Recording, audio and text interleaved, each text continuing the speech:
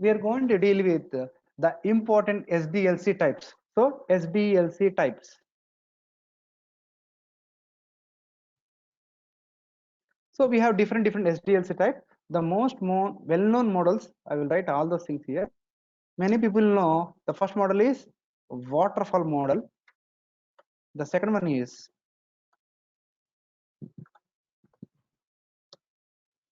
V model.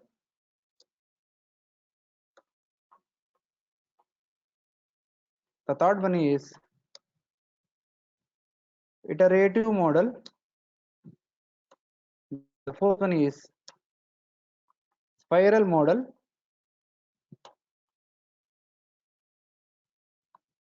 Sorry, the mistake.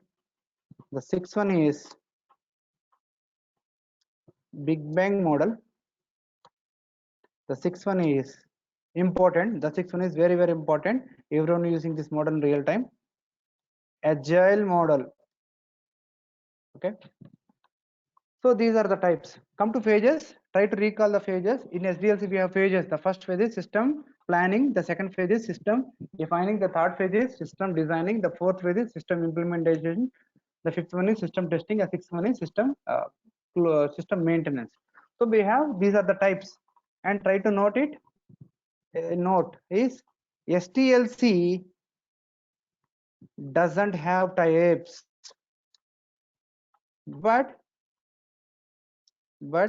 it has phases. The phases are nothing but test requirement, test planning, test designing, test execution, test closure activities. So try to keep this in mind.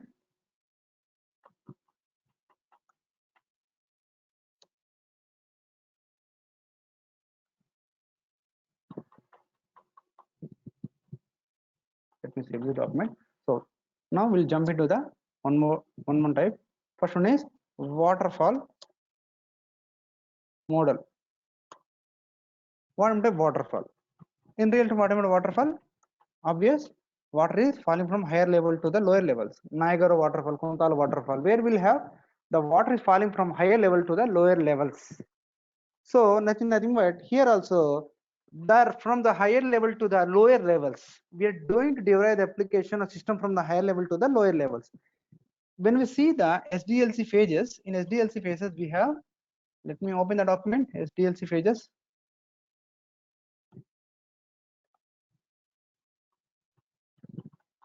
Where it contains, you see here we have, these are the SDLC phases, right? Same like this we have waterfall. So here we see here the higher level will be the system planning, the second will be system designing, the third will be system designing, the fourth will be system implementation. So we are coming from one phase to another phase, one phase to another phase, right? So like that we will have in the waterfall, we'll have one phase to the next phase, next phase, next phase, like that we'll have from higher levels to the lower levels. So if you see the diagrammatic approach, how waterfall will look like.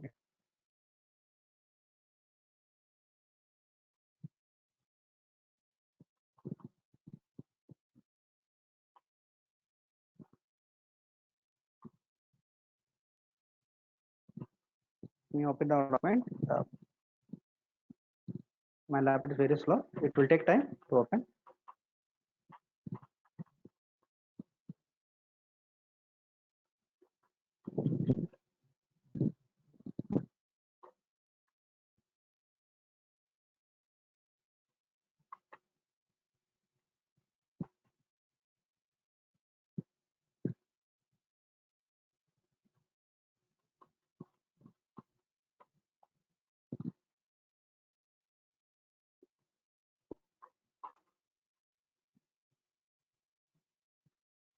This is how the waterfall will look like. First of all, we have system requirement. The second one is system defining. The third one is system designing.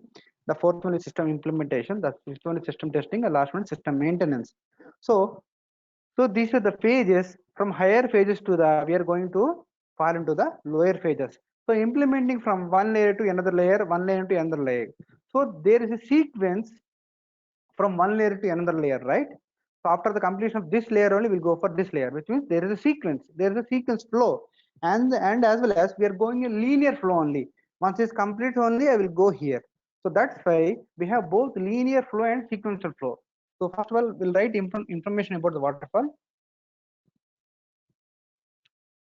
It is most well known model in SDLC.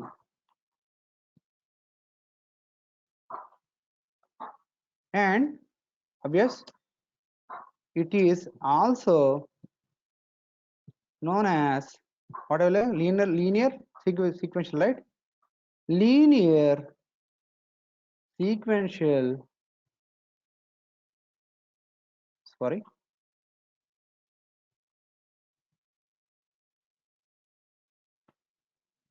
linear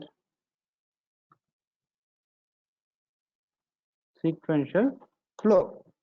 So these are the information about waterfall. Waterfall will be used by many people in real world. So many people know, at least who are working on IT sector, right? Everyone will know this waterfall. Everyone is going to touch this waterfall in their life career. So this is the simple way about waterfall. Now if you see the diagram, on seeing the diagram, we can expect few advantages and disadvantages. So let's go for advantages. Advantage in waterfall. So see here, it is easy to understand, right? So easy to understand. If you know that phases in SDLC, the same pages as included here. So no need of skilled resources. So easy, we can easily understand. So no need of skilled resources. And so let's go for few disadvantages also, so that it will be very familiar to us to give both advantages and disadvantages. See here, come to disadvantages. If I will open the diagram. Okay. If I dealing with bigger projects, larger projects, ongoing projects. So let us consider I have big project. So to understand this big project, my system requirement will take give only. My system requirement will take 5 weeks. My system define will take 4 weeks. My system design will take 3 weeks. Let's take an example. My system implementation will take again 3 weeks. So I'm seeing the diagram. I'll explain.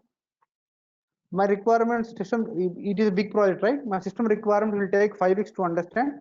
My system define will take 4 weeks to understand. My system design will take 3 weeks to design, and my system implementation will take, a developer will take 3 weeks to develop. So how many weeks we have? We have seen here 9, 12, 15 weeks. So in this 15 weeks, testing team has to sit ideal, which is nothing but it is not at all suitable for larger projects. Not suitable for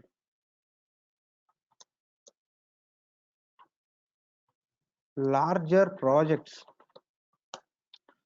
So this is one thing.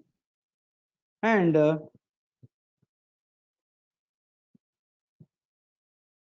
see here, we are giving the least priority to the testing team. So this only thing, priority for testing team will be low here.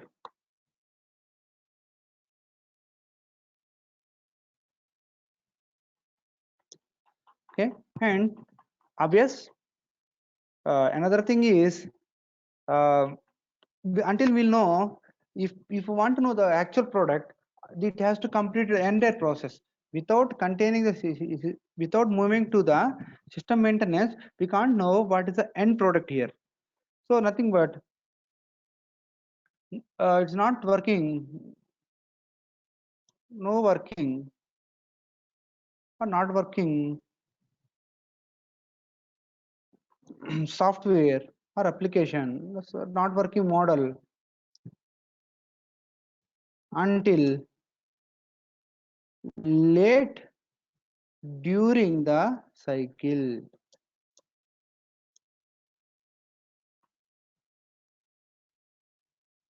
And obvious. So here we are not utilizing the teams properly. So resources utilization is very low here. So these are the few disadvantages in waterfall. Come to advantages. We have written two advantages, right? Obvious, not suitable for. Sorry, where I've written here advantages only, right?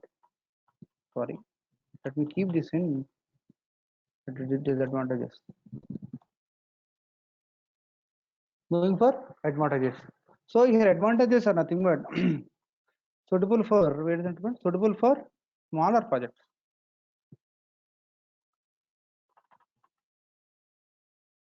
And if you see the things, if you see the phases in the diagram, if you see the phases in the diagram. So once the system requirement completes, then only I jump to the test system defining, which means whenever I'm 100% sure on system requirements only, then only I will go for system defining. So every phase has its clear, understandable deliverables. So every phase, whenever we clear on the on that phase only, then only we go to the next phase. So each phase